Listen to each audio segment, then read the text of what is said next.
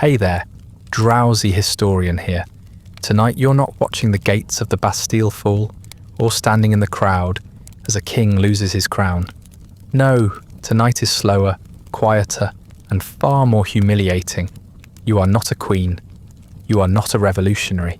You are a maid, the lowest-ranked domestic servant in the grandest palace in Europe. Your fingers bleed behind silk curtains. Your stomach growls beneath gold ceilings. And while powdered nobles sip chocolate and whisper about wigs, you will scrub their chamber pots and watch their world unravel from the inside. Before we descend into rouge-stained mirrors, powdered hypocrisy, and the velvet decay of Versailles, do me one small favour. Tell me where you're listening from and what time it is there. I love knowing who's tuning in from around the world.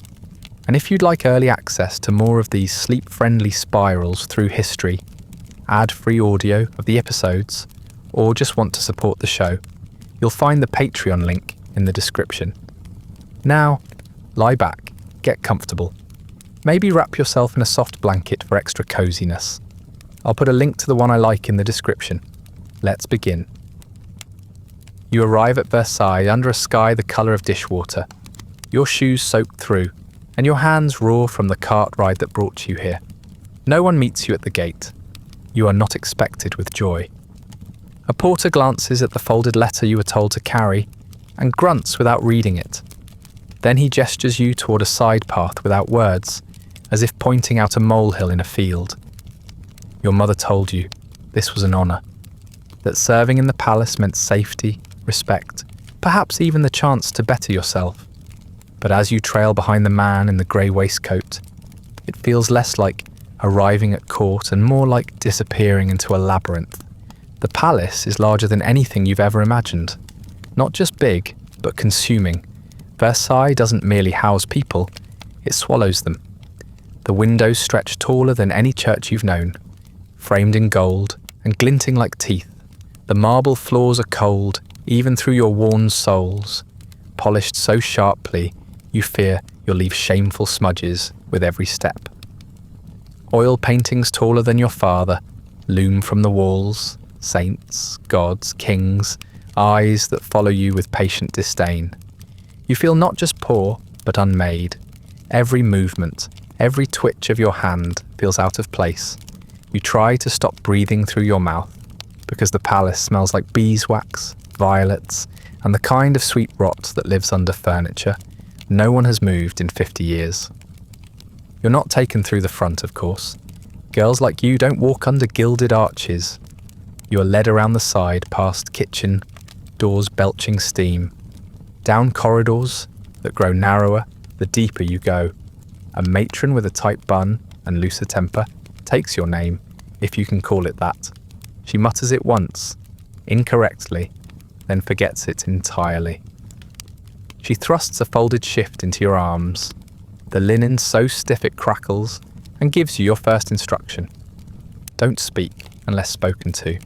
When you nod, she adds, and even then, only if the words are worth more than the silence.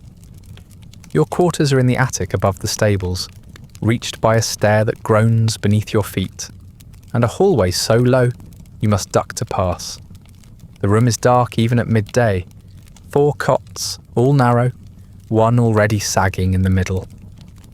3 other girls, 2 asleep, 1 picking lice from her hair, don't look up when you enter. The ceiling is sloped and stained with old water damage. There's a bucket in the corner that no one mentions, but you understand its purpose. The air is thick with dust and the tang of old vinegar, used to scrub away whatever came before you.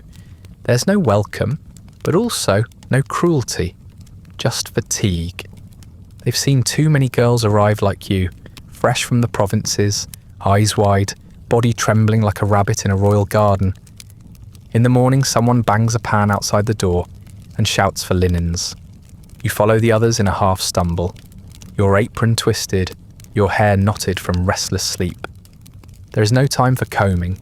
You're handed a stack of towels and a bar of rough soap and told to make yourself useful.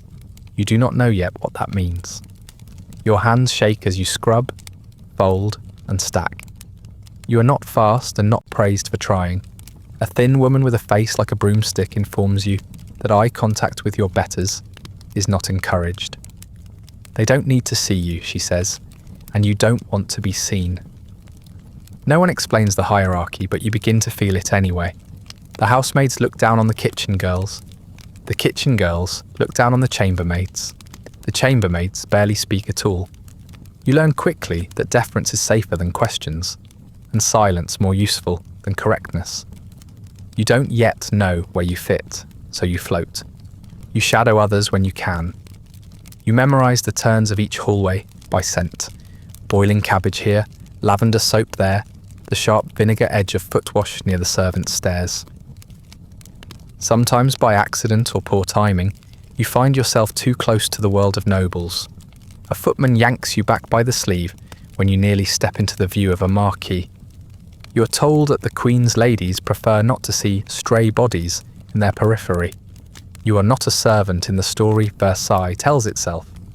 You are scaffolding. Architecture, necessary but best hidden. One of the older maids mutters that even rats live better here. At least they're allowed to make noise. At night, you lie in your cot and stare at the ceiling beams. They are warped and splintered, and one is carved with initials no one claims. The air grows damp after midnight. You hear mice in the walls, and once in the dark, you think you hear someone crying. But the sound is so faint you might have imagined it. Your feet ache. Your hands feel bruised, even though you haven't done anything yet. Your muscles are already tired from anticipation. No one tells you what time to sleep, but the candle is snuffed before you can finish thinking about home. You had imagined something more structured, an assignment, a start date. Instead, you are simply absorbed into the fabric of the place, folded into the invisible machine that oils the stage without ever stepping on it. You clean a basin someone else dirtied. You sweep a stair someone else claims. You carry bundles without knowing where they're going. The palace moves without you, but somehow it still leans on your back. The servants here don't speak much, but they watch. They see how you carry yourself, how quickly you learn to step aside, to vanish mid-task when a noble passes. One girl gives you a second-hand kerchief when you sneeze, wordlessly. Another steals your bread. It evens out. You stop thinking of kindness as anything but temporary. The rules here are not printed. They are enforced in glances, in silences, in which stares you're permitted to take, and which you are not. You begin to understand the layers of Versailles, not just rooms stacked on rooms, but lives stacked on lives. The nobles glitter above you, drunk on themselves. Below them, the major domos, the valets, the chamberlains, the ladies' maids. Below them, the laundry girls, the scrubbers, the linen carriers.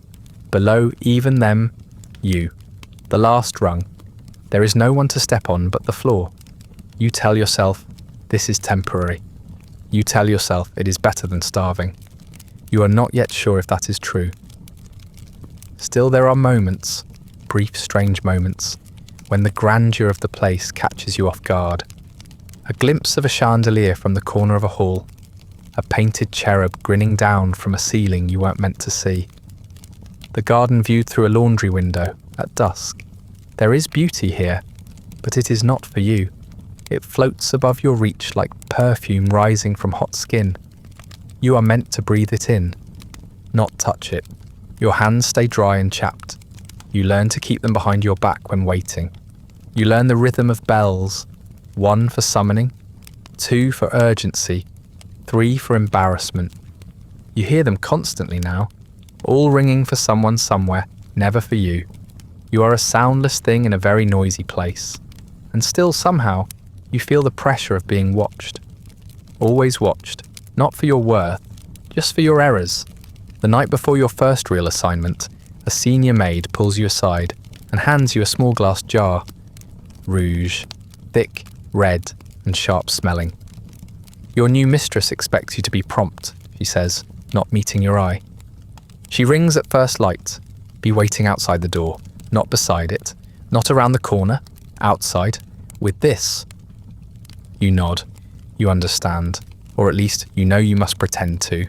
And the next morning, before the sky is fully light, before you know the woman's name, you are already standing in the hallway, hands trembling slightly around the little glass jar, trying not to breathe too loudly.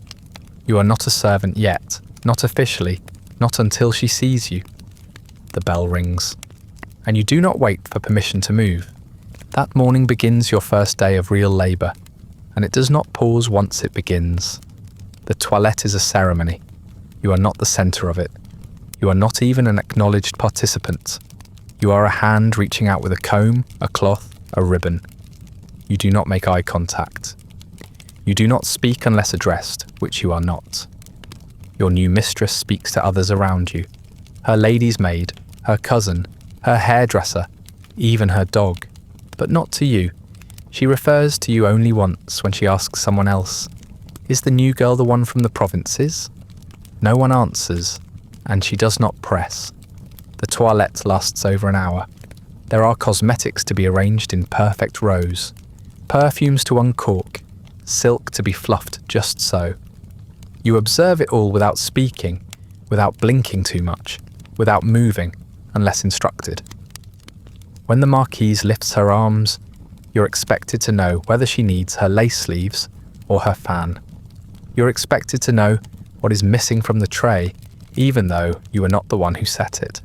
The older maid guiding you gives no instructions, only looks, disapproving when you hesitate, more disapproving when you do not. Afterward, you're sent to the laundry cellars, which feel more like a punishment than a posting. You spend the next 3 hours scrubbing petticoats with water so cold it numbs your fingers. The soap is gritty and smells faintly of sour milk. The room steams with the breath of other maids, bent over basins. No one speaks unless necessary.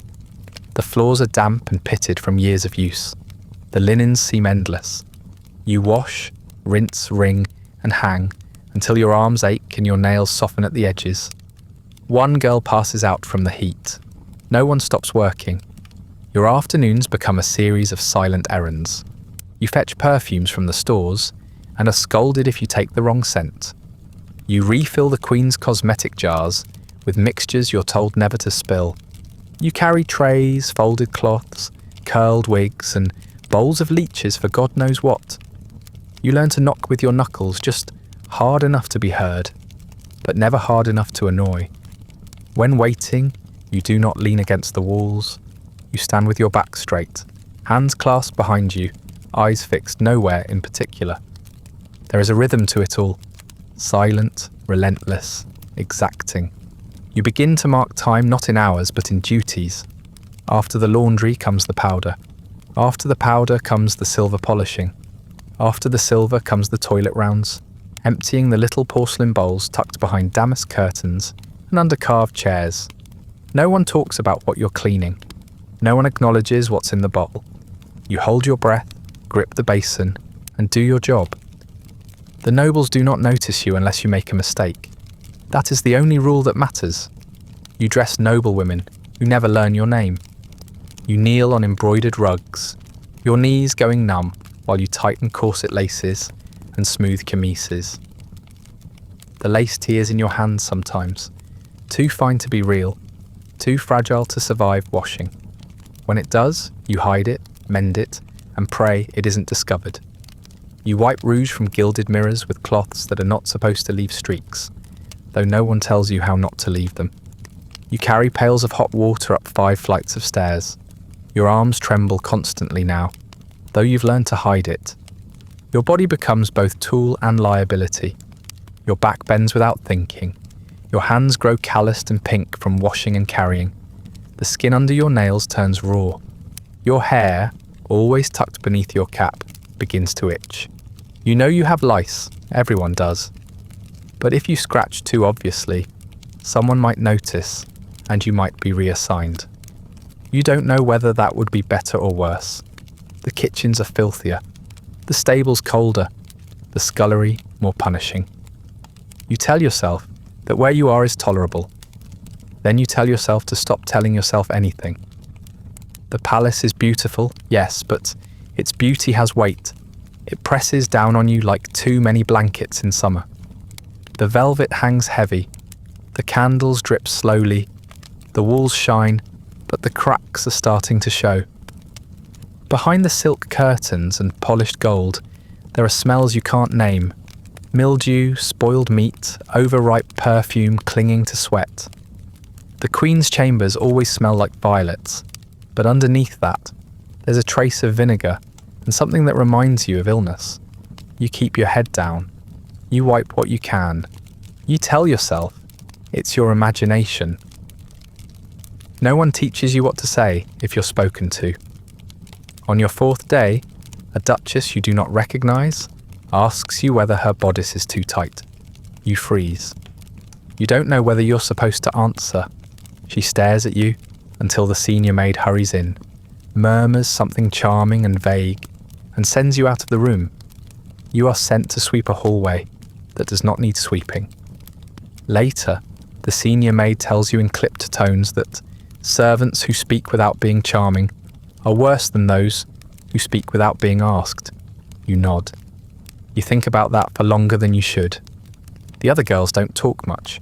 When they do, it's in whispers while folding linens or fetching water. You learn that some of them have been here since they were 9. One was born in the palace. None of them expect to rise. This is not the theatre of upward mobility. This is a slow drowning. You become someone who lives in corners, in shadows, in pauses. You are not from the provinces anymore. You are not from anywhere. You are a function, a posture, a pressed pleat.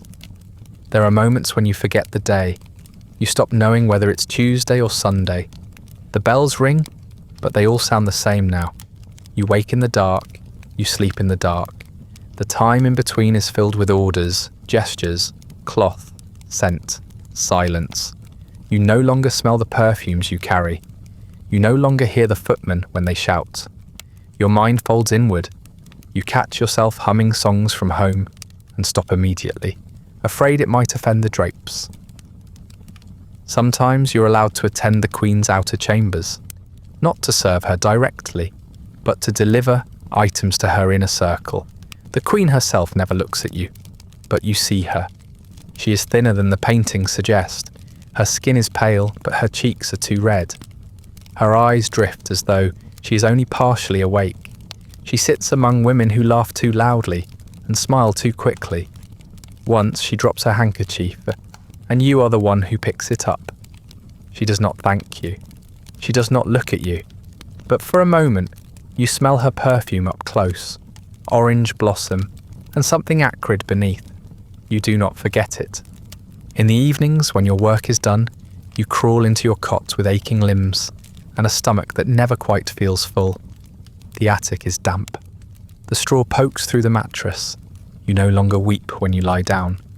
You simply close your eyes and wait for the next bell. That is your life now. Waiting. For orders. For scolding. For nothing. And then one evening, as you're kneeling on the rug in your mistress's chamber, carefully scrubbing at the hem of a gown she insists was stained by a jealous rival, you hear something new. 2 footmen speaking too close to the door. Their voices just low enough to make you strain to hear them. One mutters, "They're at it again, rioting." The other snorts. "Over bread this time." There's a pause. Then quieter. "They're saying some was shot." Your hands pause. The cloth sags in your fingers. But you say nothing. You are not supposed to hear. You are not supposed to think. You dip the cloth back into the bowl and continue scrubbing. The next morning, the footmen's voices still echo in your head. You don't speak of what you heard, not even to the girl who sleeps beside you, and occasionally lends you her hair ribbon when no one's looking. But something changes, not in the palace itself, which remains blindingly bright and absurdly composed, but in the way people walk. The rhythm of the halls is off now. Servants move a little faster. Valets flinch a little harder when spoken to. Conversations pause more frequently, eyes flicking toward doorways and corridors before resuming in careful tones. Rumours arrive without names. You hear of grain shipments delayed, of carts overturned by angry crowds, of a baker hanged for hiding flour under his child's cradle At first, it's all second-hand, filtered through a kitchen boy's muttering or a laundress's hissed aside. But it spreads, and not slowly. The palace may be gilded, but gossip travels faster than light through marble. By the end of the week, someone swears they saw a pamphlet hidden behind the statue of Apollo in the Eastern Gallery. A drawing of the Queen with fangs, her head in a basket, her dog licking blood from the floor. You don't know what the word libel means yet, but you know the drawings are not meant to be flattering. You also know they aren't allowed. A junior valet is dismissed without warning, and the only explanation anyone hears is that he asked too many questions about bread. That's enough. People begin to look over their shoulders more, even the ones who used to laugh too loudly and gossip too freely. You start to see that fear is not always loud. Sometimes it wears silk and powder and curtsies beautifully. Still, Versailles plays its part. The Queen hosts a masked ball that same week. There are fireworks over the garden, music that spills through the glass like smoke, and guests in feathered masks that cost more than your family earns in a year. You catch glimpses of them from the service passage, laughing too hard, drunk on spiced wine, and their own self-importance. One countess passes you in the corridor and jokes, "Let them eat cake," to no one in particular. She finds it very funny. Her companion less so. He glances back at you, then looks away quickly. That's when you know it's true. They're afraid, but not of you, of something coming. The Queen appears unchanged, though you've never seen her closely enough to say what she might look like when vulnerable. From the edges of her public rituals, she seems composed, aloof, serene, even bored. You wonder whether she knows what's being whispered about her, whether anyone has dared to tell her, whether she would care if they did. There's a strange emptiness to her stillness. It doesn't feel like arrogance, not exactly. It feels more like someone who has convinced herself that the world is only what happens inside a mirror. Behind the scenes, the staff begins to shrink. Not officially, of course. No announcements are made. But people vanish. A kitchen girl you passed every day on the stairs doesn't return from her day off. A footman who flirted with the chambermaids is suddenly replaced by someone older and quieter. No one explains. You learn not to ask. You learn to watch the space where someone used to stand and pretend not to notice its emptiness. It becomes easier with time. It always does. One evening you catch your reflection in a hallway mirror and pause startled. Your posture has changed. Your eyes are narrower. You look like someone who's waiting for a slap that hasn't come yet. You press a hand to your stomach, surprised to find it hollow. You can't remember the last time you felt truly hungry or truly full. Meals blur together now. So do days. Your feet know which corridor to turn down, even when your thoughts have wandered. You're beginning to operate by muscle alone. You're careful not to ask questions. That's the most important thing. One girl asks what happened to the baker in town and is reassigned to the laundry wing 2 hours later. Another asks why the Queen doesn't eat bread anymore and gets slapped across the face by a matron. You learn quickly, what you don't say can't be punished. What you don't know can't betray you. You grow quieter. Not because you have less to say, but because you've learned the palace has no room for noise it didn't invent. Sometimes when delivering linens to the upper floors, you pass the windows overlooking the front drive. You start to see more carriages leaving than arriving, noble families packing up under the guise of fresh air or country retreats. But they don't send their servants back. They don't leave forwarding instructions. They just go. A senior footman jokes that they're off to polish their heads for the guillotine, and then laughs too hard at his own words. No one else joins in. Still, the rituals continue. There are receptions, afternoon teas, hairdressings, dress fittings.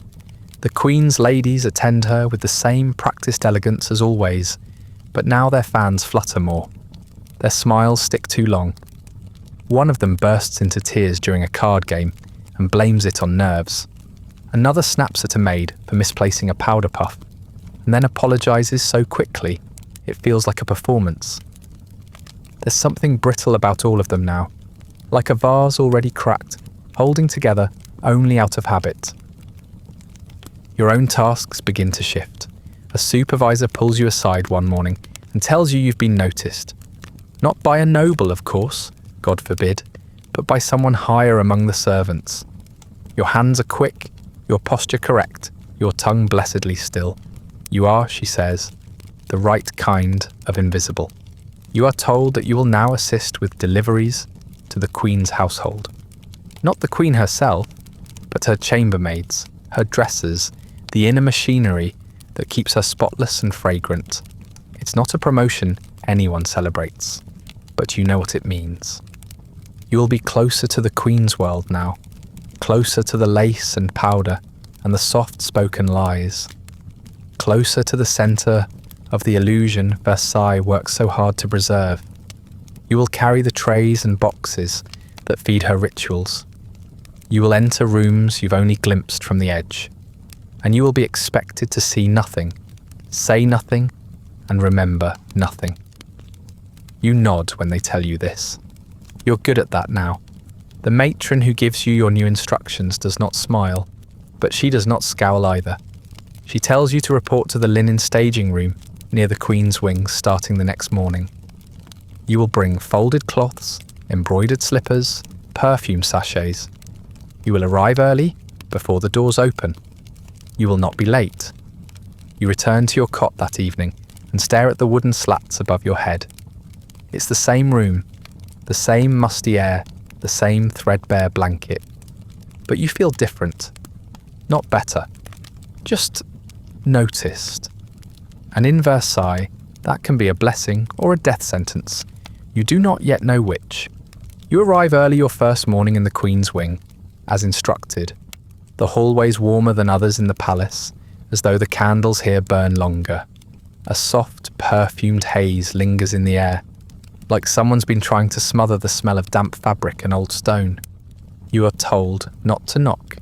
The Queen is never summoned by noise. You wait quietly outside the linen staging chamber until the senior maid appears and waves you in with a flick of her wrist. No words, just movement. That is how things are done here. Your work is not glamorous. You carry folded cloths, slippers, fans, hairpins, scent sachets. You are not yet permitted inside the Queen's rooms.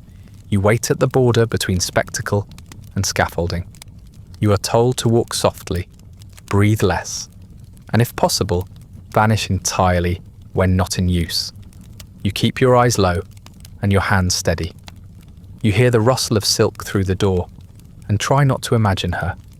You try not to imagine anything at all, but of course you do.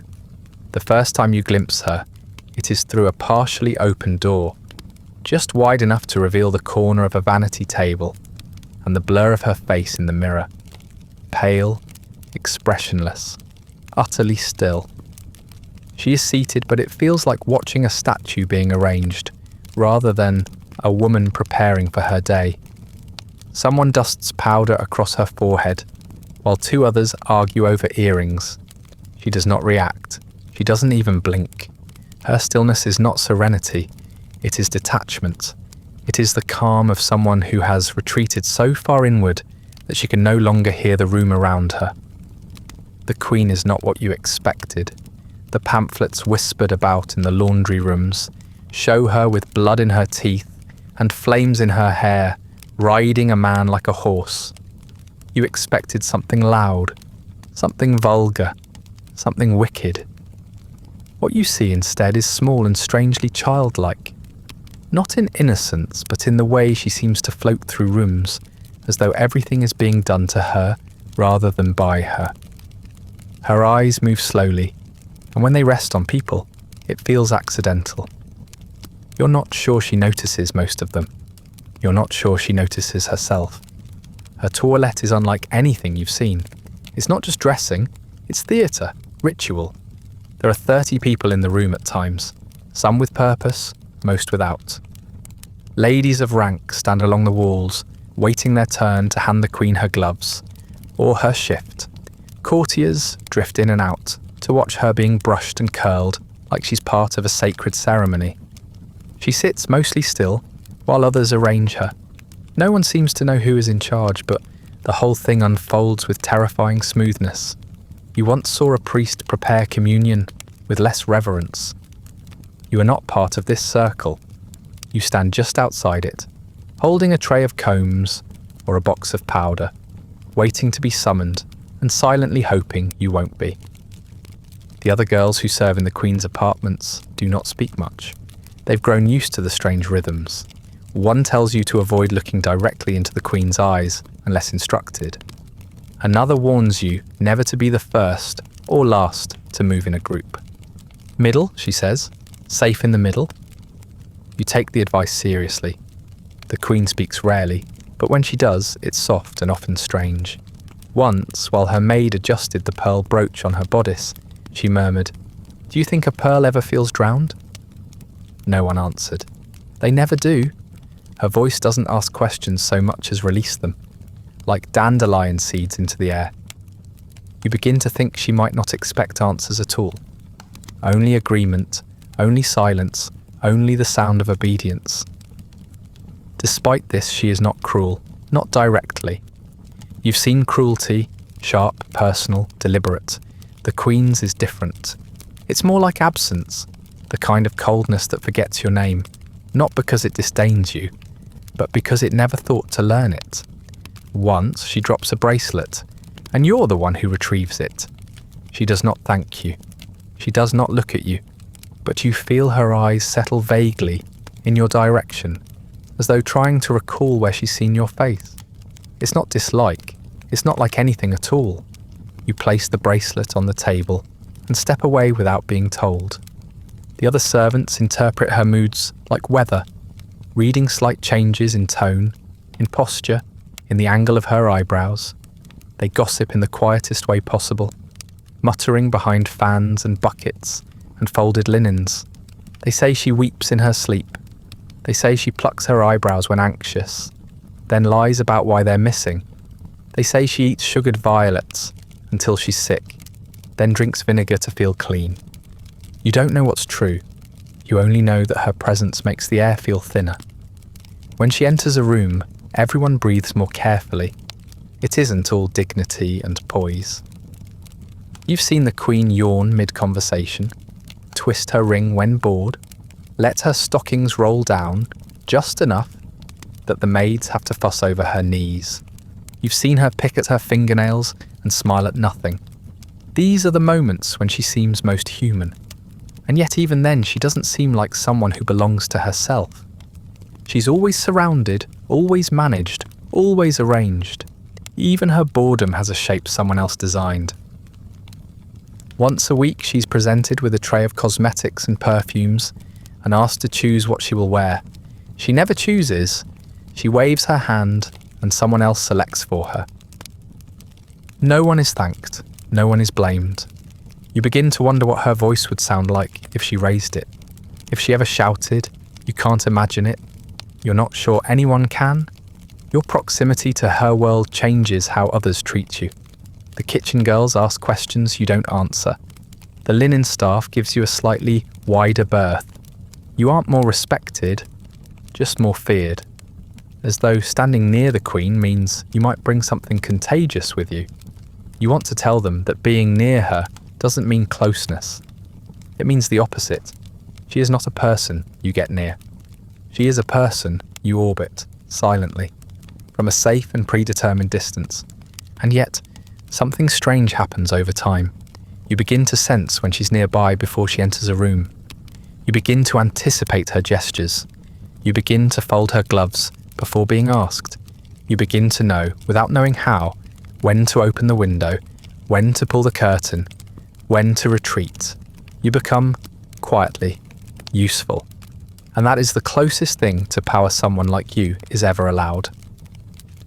One morning, as the Queen prepares to leave for her promenade, you are sent to deliver her fan.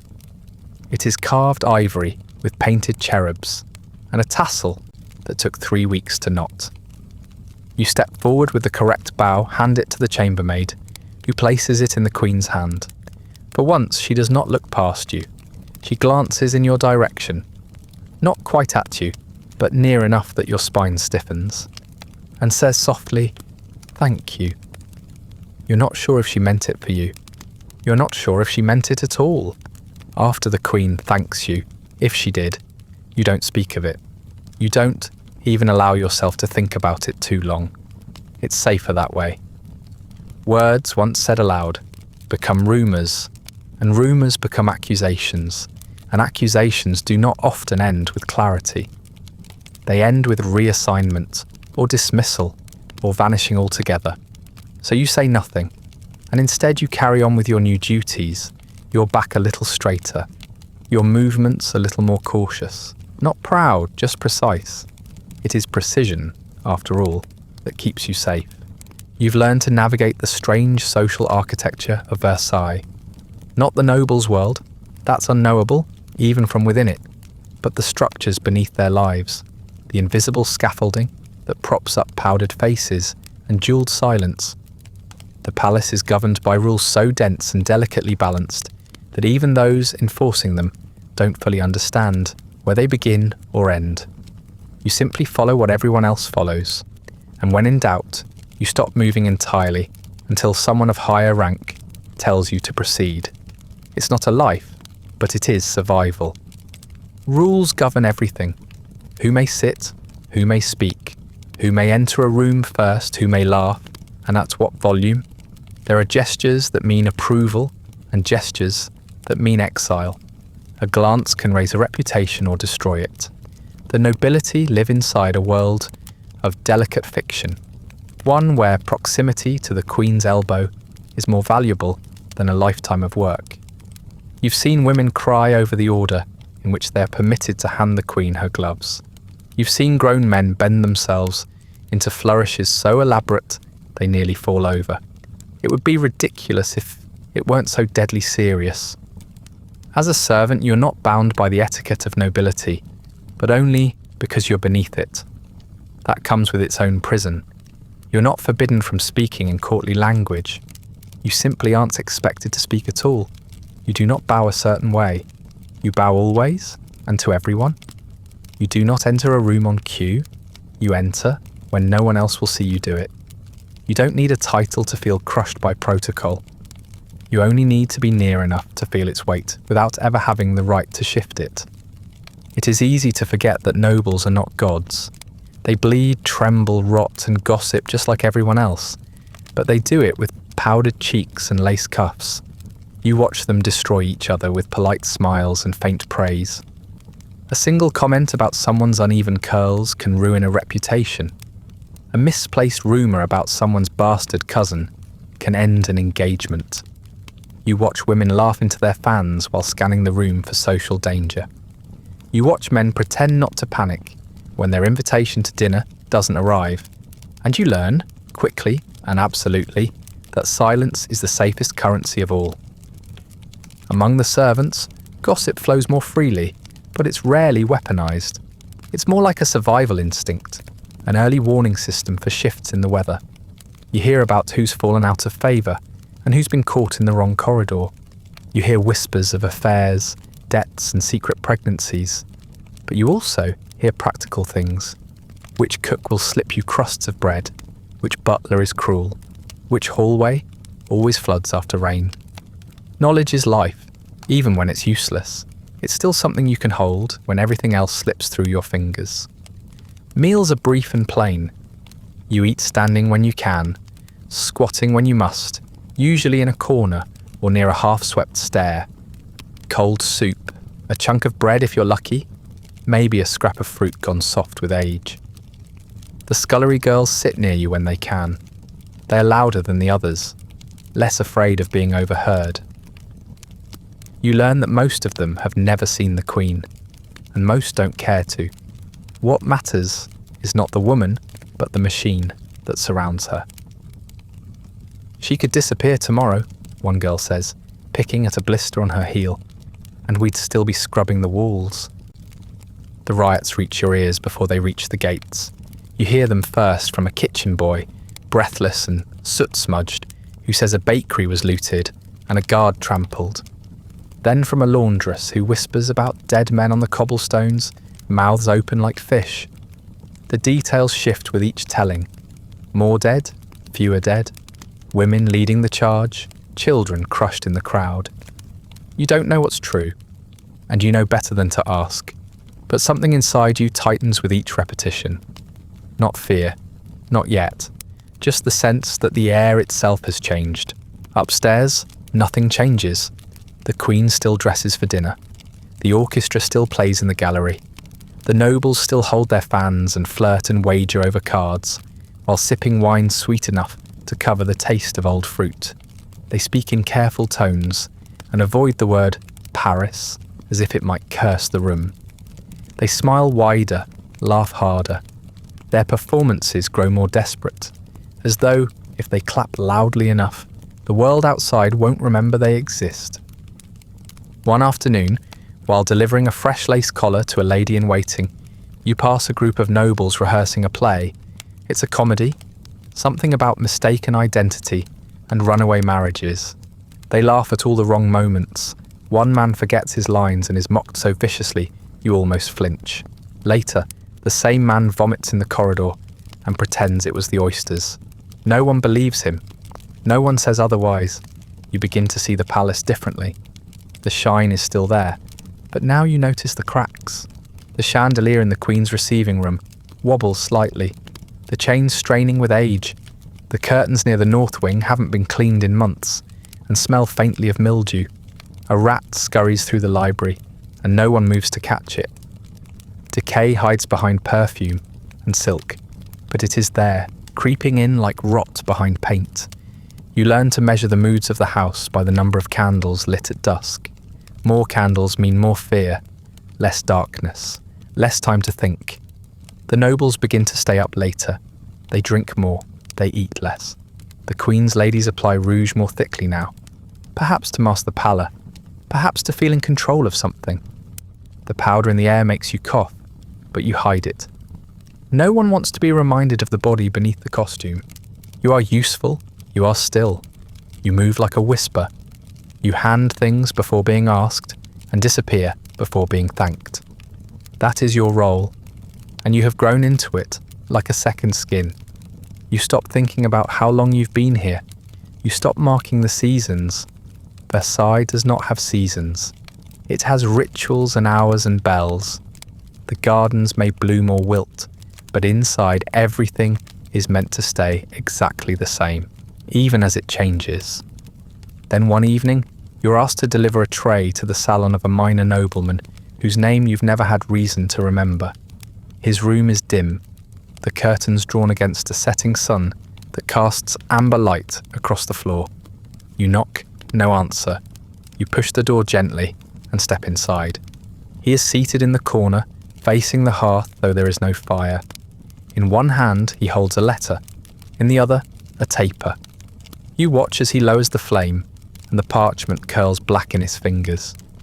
He does not notice you, or if he does, he pretends not to. His shoulders shake slightly. You realise, slowly, that he is crying. You place the tray on a table and step back.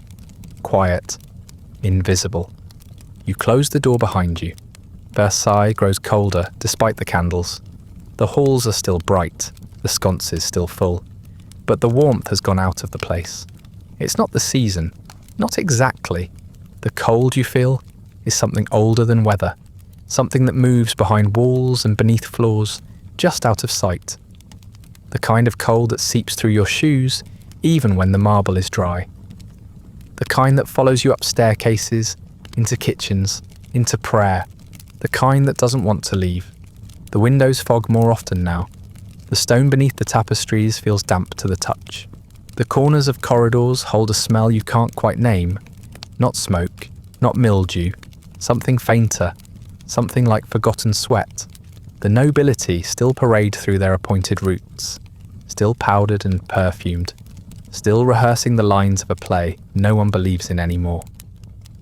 But the edges have begun to fray. The paint peels beneath the gold. The carpets curl at the seams. A maid in the West Wing reports mushrooms growing behind the panelling. She is laughed at. No one investigates. You start to notice it more in the fabrics. Lace that crumbles under gentle hands. Velvet that smells faintly of decay. A noblewoman snaps at you for bringing her a gown full of holes, but you know the holes weren't there when you carried it. Something got to it in the night. Mice, maybe. Moths, more likely. You check the other garments in the wardrobe. 3 more show signs of chewing. You say nothing. You sew what you can. You burn what you cannot. No one wants to hear about vermin. Not here, not now. The kitchens are worse. The meat arrives late and smells sour. Spices are poured on thick, not to flavour, but to disguise. You hear the scullery girls arguing with the cook over a duck that's already turned. He waves them off. They'll eat it, he says. They always do. And they do. The courtiers gnaw at grey meat and smile through grease-streaked lips. No one complains. Complaining would mean admitting they noticed. And noticing now is dangerous. Still, the banquets continue. The musicians play. The wine flows. The dancers twirl beneath chandeliers that glitter even as their wires rust. You watch nobles scratch discreetly beneath the table. Powdered wigs don't protect against lice. In fact, they may be part of the problem. You see one duke, an older man with trembling hands, remove his wig behind a folding screen. His scalp is raw, red, and weeping. His valet powders it anyway. The smell is unbearable. You turn away before you're seen. The mice grow bolder. You see them at night, darting across the floor of the Queen's antechamber. You hear them in the walls while folding linens. One leaves droppings in the silver drawer. You try to clean it, but the tarnish won't lift. You report it to the butler. He tells you to say nothing. It's beneath the Queen's dignity to know what's beneath her floorboards. You nod. Of course it is. You start to recognise the sound of chewing in the silence. Not the sound of mouths at table, but the soft, relentless gnawing of creatures in the plaster. You wonder how many there are. Dozens? Hundreds? Do they have names for you the way the nobles do? Do they watch from cracks in the ceiling as the court collapses in slow motion? You catch one nibbling a stray curl of ribbon in a salon. It looks at you with small dark eyes and doesn't run, just twitches its nose, then vanishes under the baseboard, quick as breath. You begin to wake scratching. It starts at your scalp, then your arms, then your neck. The girl who shares your cot doesn't mention it, but you see her doing the same. There are no delousing orders, no combs, no instructions. You're not important enough for remedies. You learn to ignore it, to bleed discreetly, to wash your linens when no one's looking and pretend they're not infested again by nightfall. When you walk past the Queen's ladies, you see them itch too, but always delicately, always beneath a sleeve or a fan. The perfume grows heavier, as if it could smother what's already spreading. There's a new scent in rotation now, some mix of lavender, orange blossom, and crushed cloves, but it only adds to the thickness in the air. The corridors smell like illness masked with candy, a place trying to disguise its decomposition with sweetness. You gag sometimes, quietly. You've seen a footman vomit in the servants' hall and claim it was just nerves. No one argues. Everyone agrees it's best not to look too closely. One night, while assisting with the setting of the supper table in the lesser dining room, you see a rat fall from the chandelier into a soup tureen. There is a moment of complete, ringing silence. Then the steward clears his throat, removes the tureen, and snaps for another to be brought. No one screams. No one gasps. The nobles shift slightly in their seats, adjusting their gloves. One countess covers her nose with a lace handkerchief. Someone makes a joke you can't quite hear. The meal continues. After that, the chandeliers are checked more often, though only by lower staff. You are not allowed to touch them, but you are allowed to clean the floor beneath them, thoroughly, in case anything else falls. You don't ask what anything else means. No one does. The Queen remains untouched by all of this, at least outwardly. Her face is still pale, her movements still distant, but you notice her coughing more. Not dramatically, just little sharp sounds into a perfumed cloth. Her ladies pretend not to notice. One of them starts carrying smelling salts everywhere. You hear someone whisper that the Queen fainted during a fitting. Another says she merely sat too fast. Either way, no one corrects the record. You start to suspect the Queen has become a symbol, not a person, and symbols are never allowed to wilt. You continue your work, you keep your head down. The layers of rot grow deeper, but your instructions remain the same. Polish the silver, fold the linens, wipe the rouge pots, ignore the stains, ignore the smell, ignore the scratching. Sometimes when you're alone in the linen closet, you place your hand on the wall and feel the movement inside. You imagine the walls are hollow, that the mice are in control now, that they've taken over, quietly, from the inside out. You've heard no news from Paris in days. That's probably by design. The gossip has gone quiet, which is its own kind of alarm. You catch glimpses of servants huddling in corners, but they stop talking when you approach. The noblemen are more irritable. Their wigs are crooked, their shoes unpolished, their words sharp. One slaps a footman hard enough to draw blood. Another breaks a chair leg during a card game and demands it be replaced immediately, even though there are no spare chairs in that style. You fetch one anyway. It doesn't match. No one notices. You begin to feel that Versailles is no longer hiding the cracks. It is becoming them. The grandeur remains, but only an outline. The shape of splendour. The shadow of power. The light still dances across marble, but the marble chips if touched too firmly. The curtains still sway gracefully in the breeze, but they carry the scent of mildew wherever they move. You once dreamed of rising through these halls. Now you dream of fire swallowing them whole. And then just before supper one evening, you are handed a small parcel and told to deliver it to the Queen's dressing room. You do as you're told. The senior maid takes it without looking and places it on the vanity. "Open it," she says, and you untie the string with careful fingers.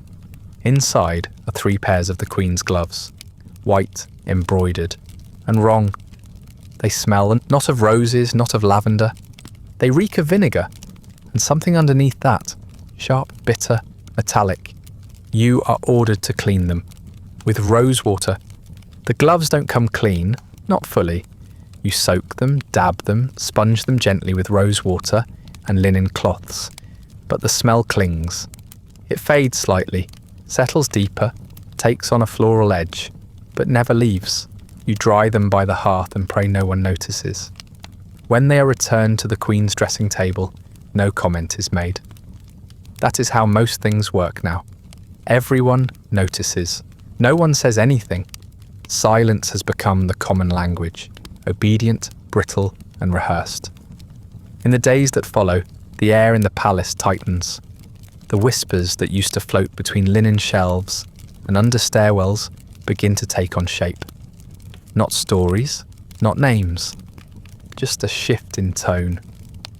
The girls in the attic no longer whisper about lovers or dresses, or which footman has nice hands. They speak in short, clipped bursts now. Someone's cousin hasn't written back from Paris. Someone's brother says soldiers marched past the bakery. Someone else, a kitchen maid, leaves without saying goodbye and is never mentioned again. Tension settles in the walls like soot. No one announces anything, but the guards double at the gates. You see them as you pass with your morning deliveries. More men. New uniforms. Faces you don't recognise. They stand straighter now, but their hands tremble more. One of them snaps at a footman for stepping too close. Another refuses to speak at all. They've come from the city. You can see it in their eyes.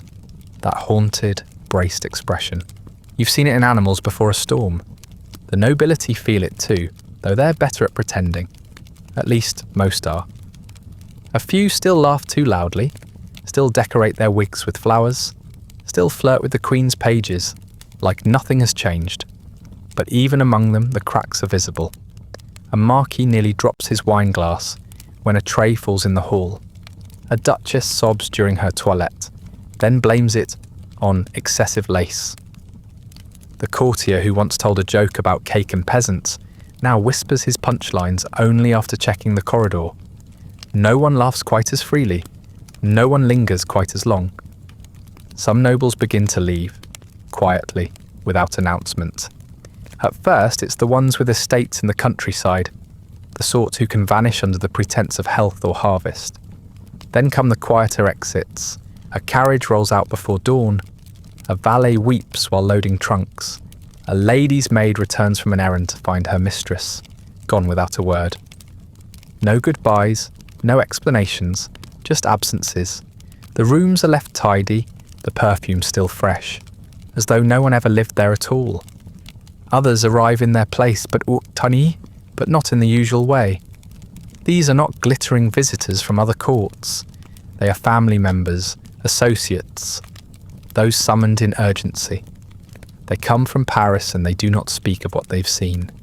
You watch them descend from their carriages with pale faces and clenched jaws. They do not bring laughter. They bring tension. They step over thresholds, as though unsure the floor will hold. You overhear one noblewoman whisper, "It was a mistake to wait," before disappearing into the Queen's chamber. The Queen herself begins to fade. Not in presence, she still performs her rituals, still dresses, still walks the gardens with her ladies, but in substance. Her face looks thinner. Her gowns hang differently. Her eyes drift more than before, and not just in distraction. She seems to be searching for something she can't name. During one fitting, she holds a pearl comb in her hand and stares at it so long the hairdresser has to cough to get her attention. "It looks heavy," she says, almost to herself. Everything feels heavy now. The king is seen less and less. You pass his chambers sometimes while delivering linens. They're quiet, too quiet. No music, no movement. His pages speak in hushed tones. One says he's unwell. Another says he's occupied. A third says nothing at all, just shrugs and disappears behind the door. You realise that the king has become a concept, present in theory, absent in practice. You begin to forget what his voice sounds like. But the musicians still play. If anything, they play louder. There are concerts every week now, some private, some ostentatiously public. Music pours through the corridors like perfume, coating everything in a thin sheen of artificial beauty. The melodies are cheerful, frantic, insistent. You recognise the tone. It's the sound of people trying to distract themselves. One violinist breaks a string mid-performance and keeps playing, his face soaked in sweat. The audience applauds anyway. You're sent more often to clean unused rooms.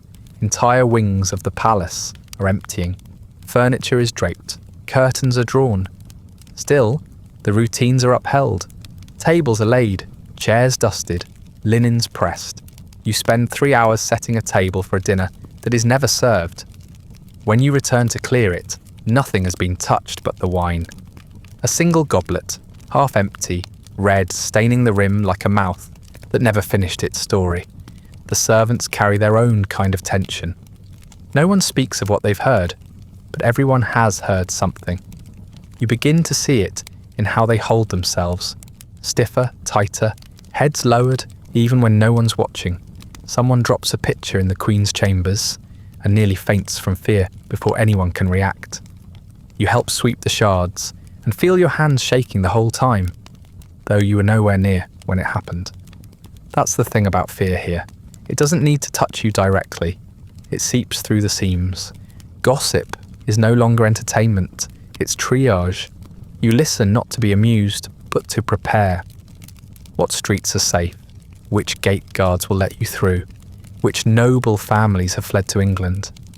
No one plans aloud, but you feel the edges of contingency forming in the silence. You begin to memorize escape routes you don't expect to use. You begin to count candles. You begin to save crusts of bread in a pocket you never used before. You don't know what you're preparing for, but you know it's coming. The Queen begins to speak less. Her orders come through intermediaries now. You're told she is tired, that her nerves are unsettled, that the new rouge disagrees with her. You are handed her slippers one morning and notice that the silk is unravelling at the toe. The maid who takes them shrugs. "They'll last a little longer," she says. You wonder whether she means the slippers or something else entirely. Then one afternoon, As you're folding napkins in the linen hall, you feel it. A stillness. Not silence, there's always some sound in Versailles, but a shift in tone. The conversations die more quickly. The air feels heavier. A page runs past without explaining. A steward murmurs something to the matron and then leaves, pale and stiff-backed. No one tells you anything. No one needs to. That night, in the attic, someone whispers the words, "The Bastille has fallen." No one speaks afterward. The phrase just hangs in the air like wood smoke after a fire. It's not a proclamation, not a command, not even a warning. It's just something you now know. The fall of the Bastille doesn't arrive with fanfare. It arrives in silence, a knowledge shared between glances, a weight that settles in the corners of every room. No bells are rung, no speech is made.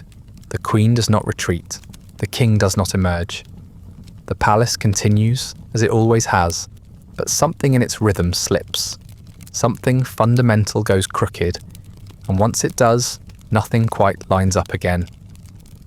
Days begin to blur together. Morning spills into afternoon without distinction. The bells ring late, or not at all. Meals are delayed, deliveries forgotten. Once you find yourself walking the wrong corridor for nearly 10 minutes before realising you're retracing steps you'd already taken. It isn't just exhaustion, it's dislocation. The court feels unstuck in time, as if Versailles is trying to continue in one century while the rest of France has moved into another. The palace becomes a performance without an audience.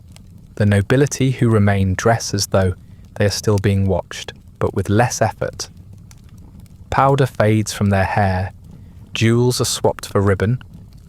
One countess arrives at dinner in the same gown, 3 nights in a row. No one says anything. You hear a valet whisper that a fabric order from Paris was stopped en route. The driver turned back, he says, eyes lowered. Said he'd rather take his chances with the wolves than the crowd. And still the Queen hosts recitals. She sits in the same seat, nods at the same moments, smiles in the same places, but the musicians look different now. Their hands shake. Their clothes don't fit as neatly. One drops his bow mid-piece and retrieves it with an expression of pure terror. The Queen does not react. You stand against the far wall, holding a tray you've already delivered, watching her stare into the middle distance, as though she can hear something no one else can. When the harpist finishes, she claps twice, slowly, and then looks down at her lap. You're close enough to see the glisten in her eyes before she blinks it away. You clean more empty rooms than full ones. Suites that once held nobles and their entourages now sit in dusty silence. The sheets are folded, the firewood left untouched. The mirrors grow dull without daily polishing. You begin to feel like you're preparing for ghosts rather than guests. You wipe wine stains off tables where no one sat. You scrape wax from candlesticks no one lit. You air out salons that haven't been entered in days, only to find the windows stuck shut and the air heavy with something sour, the kind of smell that clings to velvet long after it's been worn by fear.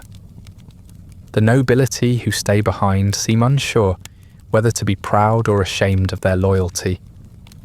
One speaks too boldly about noble endurance and is ignored for the rest of the evening. Another jokes about making his own barricade out of prayer stools and is not invited back to supper. You learn to spot the ones who are close to breaking. They touch their cuffs too often. They stare at nothing during conversation. They repeat themselves. You once see a baroness spend 10 minutes adjusting the same brooch, hands trembling so hard she pins it backward. Small cruelties increase. A chambermaid is slapped for misbuttoning a bodice. A footman is dismissed for failing to bow deeply enough. A page is accused of spying after stumbling into the wrong corridor. He's not seen again. You don't ask where he went. You don't ask anything anymore. Questions have become dangerous. Silence has become not just safety but decorum, and decorum is all the court has left. The Queen speaks less now, though she remains visibly present. She drifts through her appointments, with a kind of quiet precision, as though afraid one wrong move will crack the whole performance. Her dresses are still elaborate, but you notice the hems are less meticulously mended, the sleeves looser, the stays softer. You once see a faint stain on her glove. She says nothing about it, neither does anyone else. She moves through each day like someone preserving a ritual, not because she believes in it, but because it's the only thing she has left. You begin to have dreams, not of home, not of the past, of blood, of crowds, of red cobblestones and shouting. You dream of flames licking the marble arches, of wigs tossed from balconies, of mirrors shattered and echoing nothing. You wake without sound, soaked in sweat, your hands gripping the edge of your cot. You never speak of these dreams, but from the looks on the other girls' faces in the morning, you know they've had them too. Even the palace has grown quieter. The constant hum of movement has dimmed. There are fewer footsteps, fewer voices, fewer orders barked in the corridors. The halls stretch out longer than before, more hollow. You walk them like a whisper, unsure whether the sound behind you is another servant or your own echo. You startle more easily now. When a window slams, your shoulders seize. When a dish crashes, your ears ring. You begin to expect a scream that never comes. The nobles fill the silence with a rehearsed cheer. You hear them laugh, not real laughter, but the kind that's built from obligation. Giddy, brittle, urgent. They compliment each other more aggressively now. You look radiant. This fabric is divine. You must tell me who made your shoes. They're desperate to keep the mask in place, to keep the old world stitched together with flattery and desperation. But even they know it's slipping. They wear more rouge, more powder, as if their own flesh is no longer convincing. Then the Countess throws a ribbon. It happens during a fitting. You're in the room, helping prepare a new sash for her waist. The seamstress is nervous, she always is now, and offers 2 colours. The Countess chooses blue. You pass it to her. She frowns. Not that shade, she says. The seamstress apologises and presents the other. The Countess throws the first ribbon to the floor with such force it startles everyone. Do you want me to look like a corpse? She snaps. Then she slaps the maid holding the mirror hard enough to draw a gasp. Silence follows. You all stare. The Countess gathers herself, smooths her bodice and leaves without another word. No apology, no excuse, just the sound of her shoes tapping too fast against the floor. You wonder what she saw in the mirror. You wonder what any of them still see when they look into one. The palace reflects less now. The mirrors have dulled. The polish doesn't hold.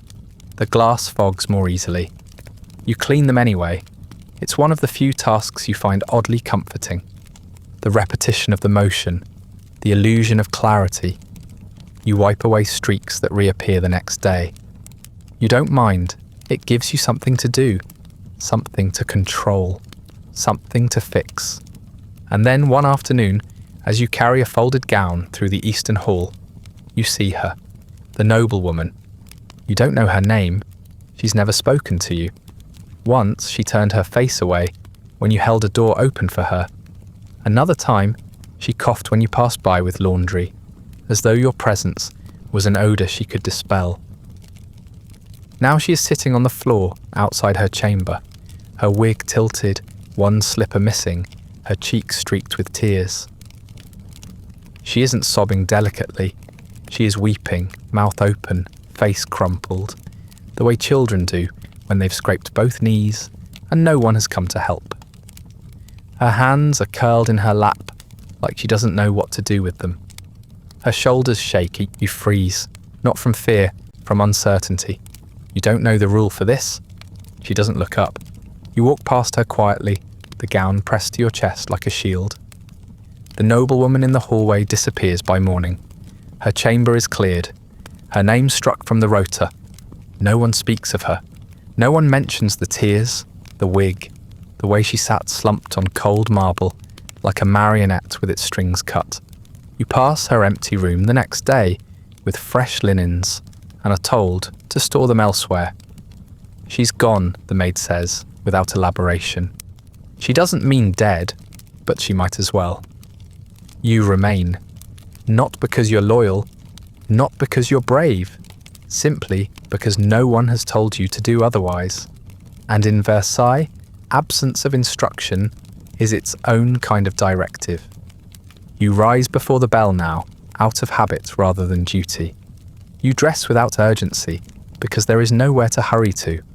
The tasks remain, polishing, folding, dusting, but fewer hands assign them. The matron of your wing no longer gives daily orders. She's rarely seen at all. Her shoes are sometimes visible under her office door, unmoving, for hours at a time. Entire wings have fallen silent. Not just quiet, but cavernously still. The laughter, footsteps, and idle conversation that once hummed through the palace have faded to a kind of hushed breathing. You find yourself whispering even when alone. The guest rooms are closed, the gallery is dark, the chapel smells of burnt wax and nothing else. You polish silver that no one touches. You draw baths that cool before anyone arrives. You arrange slippers that are never worn on rugs that gather dust in patterns you recognise day to day. Some servants leave, not with ceremony, not with luggage, just quietly. A missed shift, an empty cot, a drawer left half open. The morning after they vanish, no one says a word. You sweep their corners and pretend they were never there. You begin to wonder how many disappearances can be ignored before the palace is empty. You start to count the faces you still recognise in the halls. The number shrinks each week. Others try to leave and fail.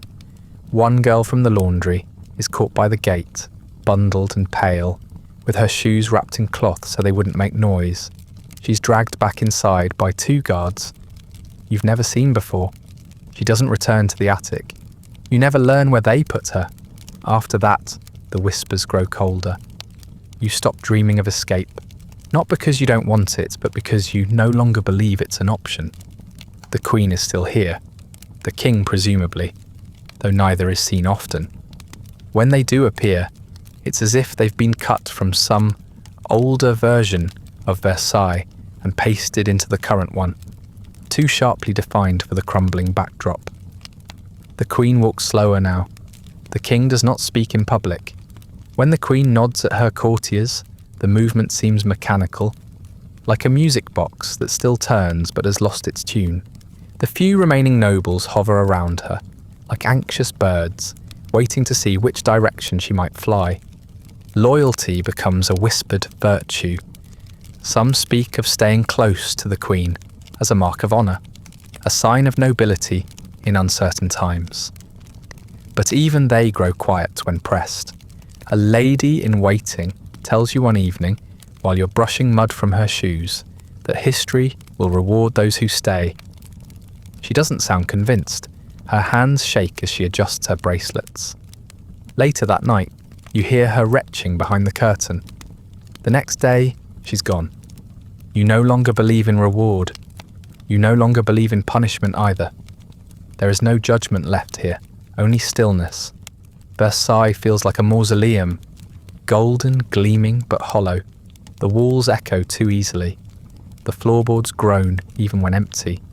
You polish doorknobs that open to silence. You fluff pillows still holding the imprint of someone who left 3 weeks ago. You mop a salon where no one has walked since the summer. The damp never quite dries. The air hangs like a curtain no one dares pull back. The routines persist, but they feel theatrical, each act more brittle than the last. The Queen still holds her toilette, but the audience has thinned. The ladies who once elbowed for proximity now wait in silence, powdered and pale, unsure of the lines they're meant to speak. You pass among them like a ghost, unnoticed but necessary. You carry the gloves. You fetch the fan. You refill the powder. No one thanks you. No one meets your eye. Everyone is rehearsing a role no longer required. The palace no longer tries to hide its exhaustion. Mirrors remain unpolished for days. The chandeliers wobble when the wind hits them through cracked panes. The tapestries sag at the corners. You start to see rainwater seeping through the ceiling in places you were once told were too sacred to breathe near. The mice are bolder again. You see one climbing a velvet curtain while a duke pretends not to notice. No one moves to stop it. No one lifts a finger. The silence deepens. It's not just a lack of noise, but it's the presence of something else, something watchful.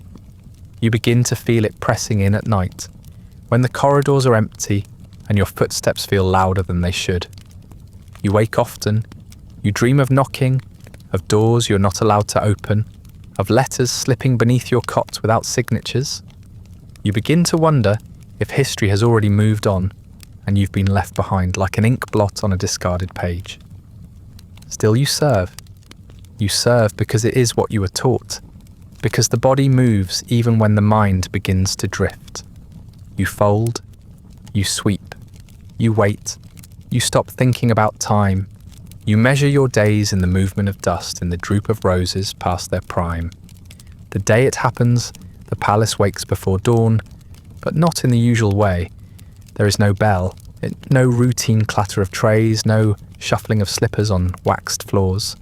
What wakes you is sound, not the orderly kind you've grown used to, but a rising murmur, distant at first, then swelling like a tide pulled by something vast and irreversible.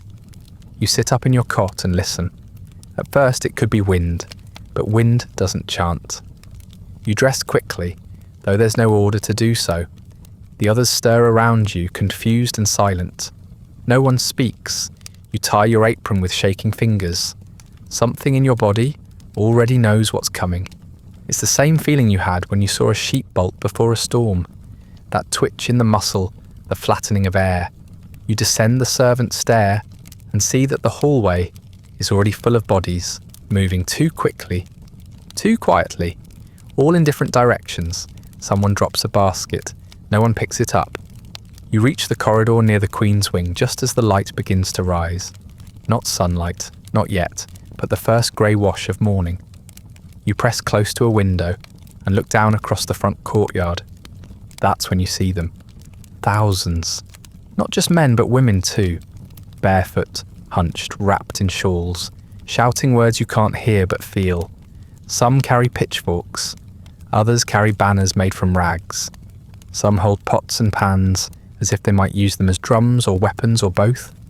The guards at the gate shout orders you can't make out. The courtyard is filling like a basin. There is no formation, no rank, just pressure, just bodies, just rage. You step back from the glass before anyone sees you. You are not meant to be visible today. Perhaps not ever again. You don't know what to do, so you return to the linen room.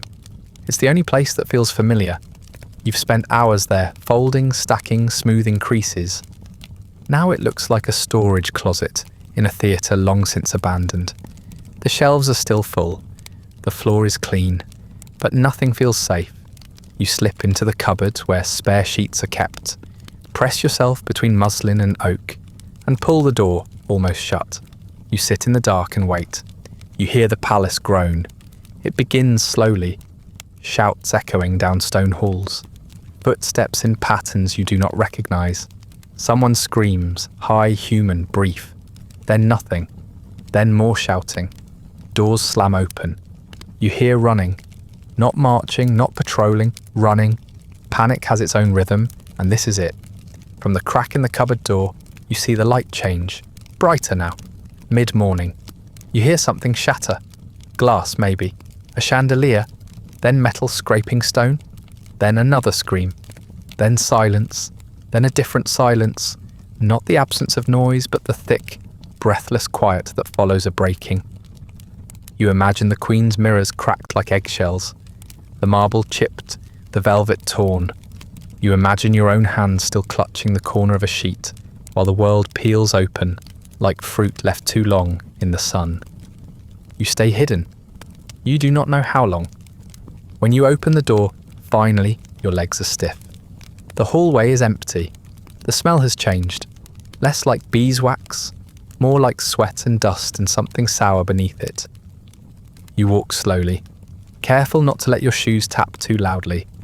You pass a fallen tray, You pass a snapped fan. You pass a chair with one leg broken and the cushion askew. You pass a hat you recognise but cannot place. It lies upside down in the corridor, like someone expected it to catch something. There are no guards now, no nobles, no orders. You do not hear the Queen. You do not hear anyone. You make your way toward the Queen's apartments, unsure why. Perhaps to check. Perhaps because your body is still trained to go there. The salon outside her chamber is empty. The doors are ajar. The fire has gone out. Inside, the bed is unmade. Not dramatically, just enough to suggest. Haste. The dressing table is overturned. A bottle of perfume has shattered on the floor, and the room smells like crushed flowers and panic. One slipper lies beneath a chair, turned on its side. A scarf trails from a drawer, half pulled. It is not chaos, not exactly. It is departure. You stand in the doorway and feel your mouth go dry. No one came for you. No one said your name. No one assigned you a task. No one handed you a bundle or pointed to a carriage. The Queen left, whether by force or obedience, you do not know, and the palace folded around her exit, like a theatre curtain. But you remained, not important enough to arrest, not dangerous enough to notice. You retrace your steps to the linen room, not because it holds comfort now, but because it is where you began the day. You find the door still ajar. Inside, everything is exactly as it was. The shelves, the water basin, the stack of napkins that were to be ironed. You run your hand along the edge of the counter and feel the wood beneath your skin like a memory. Not soft, not sharp, just there. You return to the corridor and walk toward the main hall. The chandeliers still hang above, but one is swaying, just slightly, as if someone brushed past it in haste. The mirrored walls catch your reflection in fragments. You look pale. Your apron is wrinkled. There's a smear of dust across your sleeve. You do not remember acquiring it. Your hair has come loose from its pin. You adjust it, more out of habit than vanity. There's no one left to impress, no one left to correct you. Outside, you can still hear distant movement, the grinding of wheels, the snap of whips, the murmur of a crowd that is no longer a mob, but not yet dispersed. You do not go to the window again. You do not need to see them. You know what they look like. You know because you remember your village. You remember what hunger does to posture, what grief does to eyes. You walk through the salon where the Queen once played cards. The table is still set, the cushion still fluffed. One glass lies on its side, the wine staining the carpet like a wound. You step around it carefully. You step over a handkerchief embroidered with a crown. You enter the corridor near the Hall of Mirrors and stop. It is empty. Not just unoccupied, emptied, like a feast stripped from its bones. No perfume, no song, no footsteps. You're standing in the centre of the world and no one remains. You realise then that the thing you have feared all along has already happened. Versailles has fallen. You don't stay. There's no reason to. No orders, no meals, no people. You return to the attic where your bundle is already half packed. Not because you planned for this, but because you always packed light. A spare shift, a comb. You tie it all into a cloth and walk out through the servants' entrance. No one stops you. The guards are gone. The carriages are gone. Even the dogs are gone. Versailles does not see you leave. But then again, it never really saw you at all. Years later, no one asks your name. No one wonders who combed the Queen's hair or folded her linen underthings or lit the fire in her dressing chamber while she muttered complaints about the weather. No one remembers who scoured the gilt chamber pots with vinegar or fetched the rouge that clung to her cheeks long after the smiles had vanished. You are not in the pamphlets or the memoirs. You are not in the history books or the speeches or the guillotine ledgers. And yet, you were there, closer than most. You knew the Queen's breath smelled of sugared lemon and something sourer beneath. You knew her silk sweat under candlelight. You knew that no throne is immune to mildew. You do not tell people this. What would be the point? The revolution came and took the palace, then the heads, then the meaning. It swept over everything like a flood and left debris behind. You were part of the furniture. Now you're just part of the silence.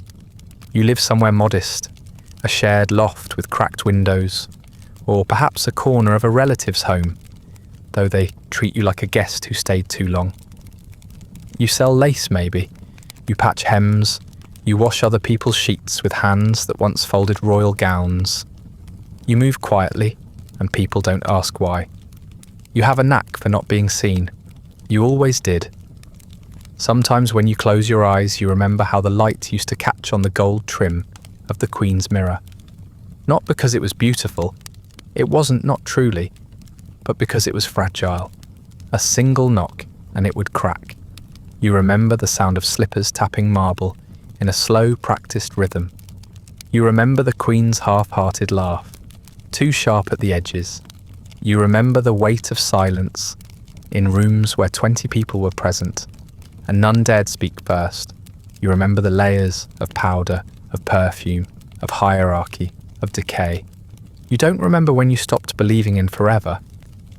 Perhaps it was the day the Queen thanked you, not unkindly, but as if she weren't sure whether you were real, or the day you saw the rats eating crumbs beneath the feast table while a duchess praised the divine order of the world, or the morning you watched a nobleman burn a letter with shaking hands, his wig still askew from last night's revelry. The cracks were always there. Versailles didn't fall in a day. It fell slowly, in whispers and glances and empty corridors where laughter used to echo. You hear that the Queen is dead, not from anyone official. It trickles through the market stalls and laundry lines. A woman with a basket says it in passing, the way one might mention the weather. You do not cry, you do not cheer. You feel instead a strange quiet, as if something you once held in your hands has finally broken, and now you're free to set it down. You were not her friend, not even her servant in the end, but you carried pieces of her, powder on your apron, hair in your brush, regret in your silence. Some evenings, when the sky turns the same pale shade it used to through the windows of the Queen's chamber, you wonder what might have happened if you had spoken, said something, anything, asked her if she was afraid, told her you were, but that would have been absurd. You weren't there to speak, you were there to serve, quietly, invisibly, and even now, it seems easier to remain that way. You pass the years as women like you always do, in kitchens, in cellars, in washhouses. Your back aches more than it should. Your hands never quite lose the scent of soap and old perfume. A scar on your thumb from a jewelled pin catches the light sometimes, though no one ever asks how it got there. You do not volunteer. You watch people argue in taverns about kings and liberties and freedom, and you fold your hands in your lap because you've seen what all of that looks like up close. Freedom, you suspect, is something other people get to feel. There are stories now, plays, pamphlets, pretty little speeches, the Queen as a martyr, the Queen as a monster, the Queen as a mother, the Queen as a joke. You have seen her in all those roles and in none. Mostly you saw a woman, frightened, bored, brittle, sometimes kind, often detached, always doomed. They say she said, "Let them eat cake." You don't remember her saying it. You remember her saying nothing most of the time, which you think was worse. Your dreams are quiet now, not nightmarish, not pleasant, just fragments, a chair leg cracking beneath too much embroidery, the smell of lavender powder clinging to sweat, a hallway lined with mirrors, each one reflecting a different version of yourself. You wake with your jaw clenched, though you don't remember why. Sometimes you hum a tune from the Royal Quartet, one they played while Paris starved. It sounds different now, flatter, off-key. You do not tell anyone you once lived in Versailles. Who would believe you? And what would it matter? The revolution is a story now, and you are not in it. You are not the spark, nor the flame, nor the ash. You were the dust swept aside as history marched through gilded doors. You were a girl with sore feet and silent hands, and no illusions left to break. You saw everything, and you held nothing. Sleep comes slowly these days. The body forgets how to rest when it has spent so long preparing to run. But eventually, sleep arrives, and in sleep, the palace still stands. The halls are warm, the candles are lit, the queen is late for her toilette. You are already there, waiting, rouge in hand. And in the dream she looks at you, really looks, as if you matter, and you wake up before she says a word. That brings us to the end of tonight's story, not of revolutions or royalty, but of one invisible girl with calloused hands and careful steps, who witnessed the fall of an empire and slipped through history without leaving a name. If you'd like early access to more of these quiet, unravelling histories, ad-free audio of the episodes, or just want to support the show, there's a link to the Patreon in the description. Feel free to like, subscribe, or leave a comment with other forgotten lives and overlooked tragedies you'd like to see explored. If you're listening on a podcast app, a rating or review helps more people find their way to these stories. And special thanks to the supporters who make this show possible, including our chroniclers, Andrew S. and Rich Davis. Sleep well.